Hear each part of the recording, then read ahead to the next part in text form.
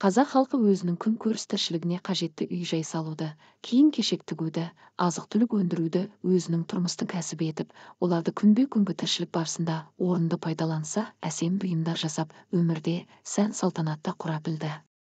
Халықтың қолөнеріне әдет-ғұрып жабдықтармен қатар, аң аулауға, мал өсіруге және егіншілікке қажетті құрал-жабдықтар да кіреді.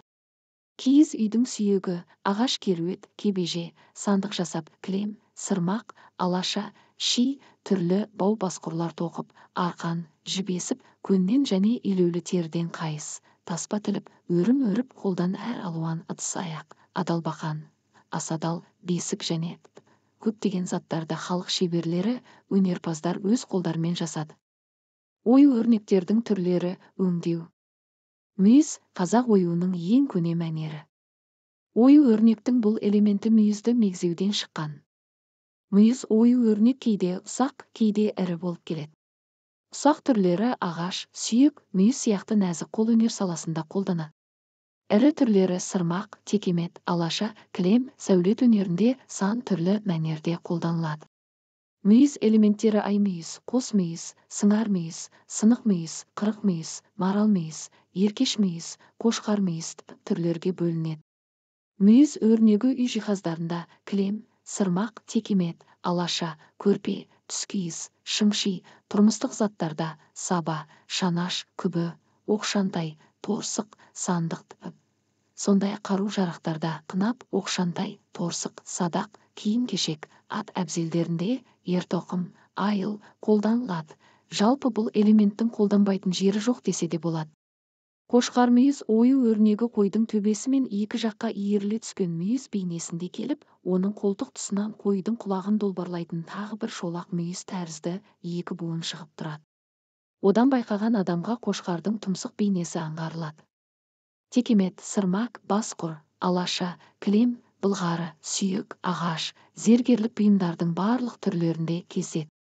Киізден жасалған бұйымдарда бұл ою түсті шүберектермен ойылып, құрақ, яғни аппликациялық өрнек түрінде де тігіледі.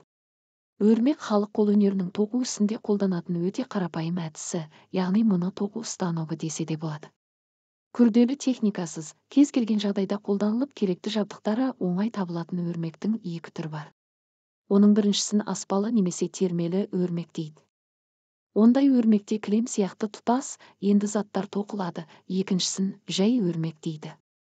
Жай өрмек шекпен, алаша, қап, қоржын, белбеу, терме бау, басқұр сияқты енсіз нәрселерді тоқуға арналады. Өрмекке арналып иірілген жіптер істелетін бұйымдарға, жасалатын жолақтарға, өрнектерге қарай бірнеше түсті болады және ол түстер бөлек-бөлек домалақтанады.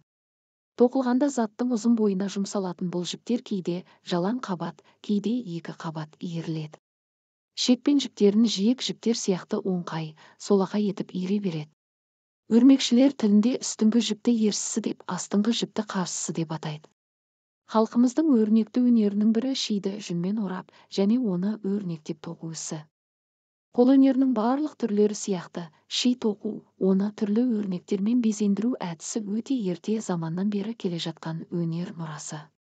Сан алуан әдемі өрнектер орап тоқыған шым-шилер киіз үйдің керегесі мен туырлығының арасына ыдыс-аяқ тұрған жаққа тұтуға, сондай-ақ үлкен үйлердің ішін бөлмелеп далда жасауға, итарқа құруға өте ыңғайлы. Ертеректе батырлардың оң салып жүретін қорамсақ қаптары да шиден тоқылған. Қолөнер ісінің басқа түрлеріне қарағанда ши тоқу әлдеқайда арзанға түседі, әрі төзімді келеді. Әсіресе киіз үйдің ішін әсемдеуде шидің алатын орны ерекше. Неше түрлі сырмен боялып, сағанақтары күмістендірілген кереге көздері мен құлпырған құртаңғыштарға термелеп өріп, жібекпен шашақтаған уық бауларға, зермен кестелеп, шұғамен оюлаған туырлықпен үзіктің ішкі өрнектеріне ши жалпы түр беру ретінде өте үйлесіп тұрады. Әсем болумен қатар ши көші-қон жағдайында алып жүруге өте қолайлы.